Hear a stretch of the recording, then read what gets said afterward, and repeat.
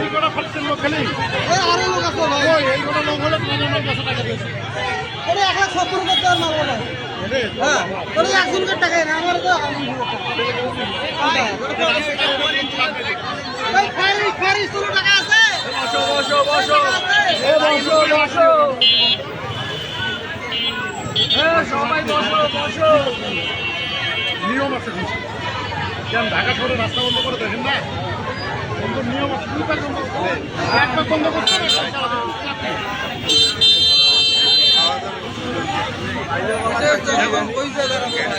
দুই সাইড বন্ধ হয়ে যাবে না